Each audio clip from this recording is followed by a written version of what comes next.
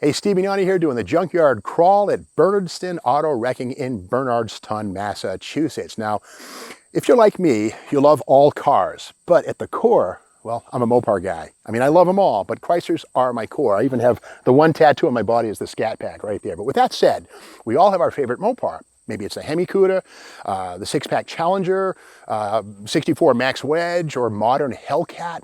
They're all good. But we also probably all have our least favorite Mopar. And for a lot of you, I bet it's this, the K car.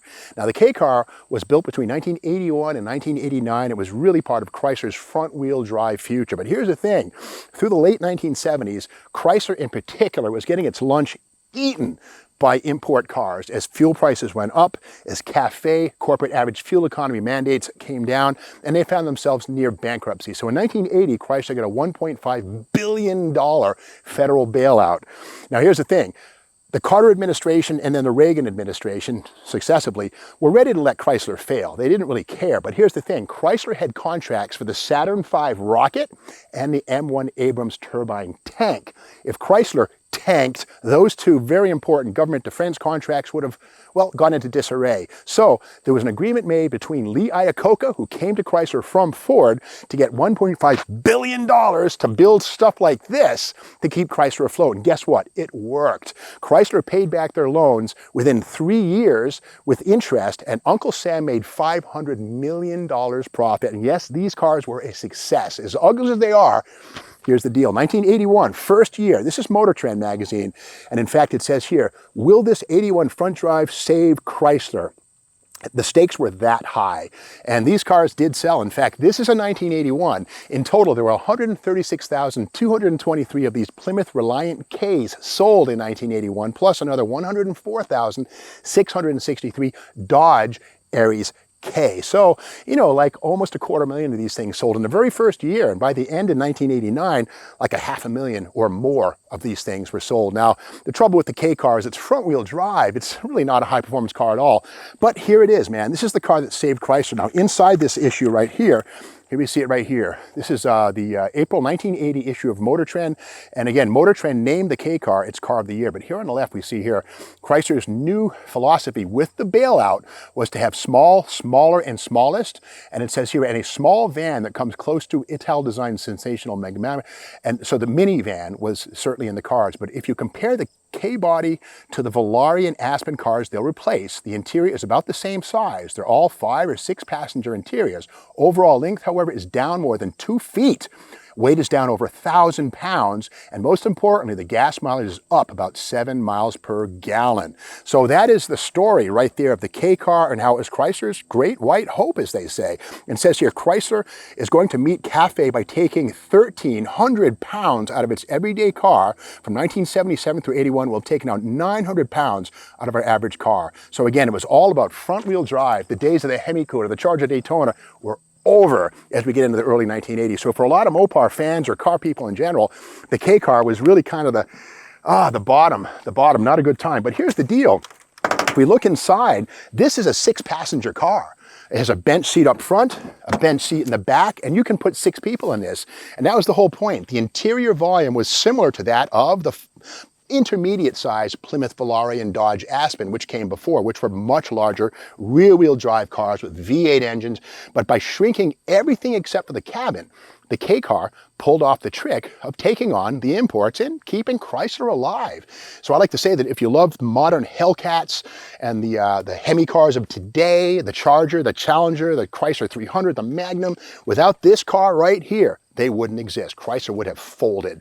Now we look inside, of course, 85-mile-an-hour speedometer, a product of its time, idiot lights everywhere. Now this one is an automatic car. That was a $360 option. The base tranny would have been the 4-speed overdrive manual down on the floor. But again, $360 extra got you the automatic. Let's look under the hood. Now we all know that these things were front-wheel drive, and you know, that's the thing. See, front-wheel drive is great for snow and for efficient packaging of engine bays, but for drag racing, weight transfer unloads the tires. I mean, you can get it done, but front-wheel drive is largely about economy and small stuff, and not really that sexy. But for the first time since 1971 and 1981 only, this was an optional engine. This is the Hemi 2.6 badge that was found on 2.6 liter powered Aries and Reliance, and would go right here. And I remember when I was a kid seeing the word Hemi on a Mopar, and of course here it is, since 1971. This is the one time that Chrysler capitalized on the H word. Of course, we get into 2005 and a Hemi's come back and it's really a V8 and it's really worthy of the name. But here, well, we're going to find one of two little four bangers under this hood. And one thing too is the Plymouth Reliant, the only way to tell this apart from the Dodge Aries is by the grille. This has sort of an egg crate closed hatch right here, plastic injection molded, whereas the Dodge would have a crosshatch design right here. So the only way to really tell them apart was the grille. In other words, they were made on the same assembly line, and it was just the cheapest way to build a car, but it worked. Okay, this is the base 2.2 liter Trans 4 with 84 horsepower and 111 foot-pounds of torque. The optional 2.6 Hemi, we saw the emblem, would be 93 horsepower and 131 horsepower. So, you know, when I say that the dark days of the 1980s, this is what I'm talking about. But again, if you weren't into performance and just wanted a good, reliable car with good fuel economy, this is a pretty good thing. Again, the Trans 4 engine played into Chrysler's Slant 6, but that was what they called these, the Trans 4. And it is an overhead cam. The camshaft's right there, belt driven with a Gilmer type belt, no gears, but it has a belt which is quieter than a chain. Here's where the belt lives inside of that. And this is one of the vehicles that brought Chrysler owners into the world of changing your timing belt every 60,000 miles. And one thing too is this whole engine cradle and front section was also adapted to the minivan. And we showed you a video on I think an 85 Plymouth Voyager, which was really the cousin to this thing here. Same basic drivetrain modules, which can be plugged into either one. Let's go to the trunk of this and have a look. Now, as you'll look, there's not a lot of overhang front or rear, and it's all about maximizing volume, and it's all about that CAFE, corporate average fuel economy. The big three, if they didn't meet a certain number, I think it was like 19 miles per gallon, add up all your cars, divide it. If it's not 19, you paid the Fed serious penalties. Let's look at the back here, and here's the Pentastar on the back, kind of a trick little hidden trunk key detail right here, and put the key in and see what we got. Okay, a pretty decent sized trunk on these things. Of course, this one has the classic New England factory lightweight option. The rust has taken out the floor where the spare tire used to go. But here we have a pretty good trunk volume. But here's Motor Trend right here, March 81. And again, 1981 Chrysler K-Car was voted Motor Trend's Car of the Year. But here we have the cover story here, America versus the imports. K-Car versus the Volkswagen, Honda, and Ford Escort. Let's see how it's stacked up.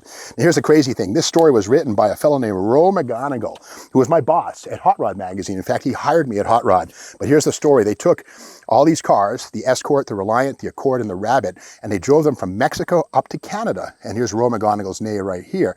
And we go on to the next pages and see how these things stacked up. In fact, there's Ro right there with the circle. That's Ro right there. I worked for him.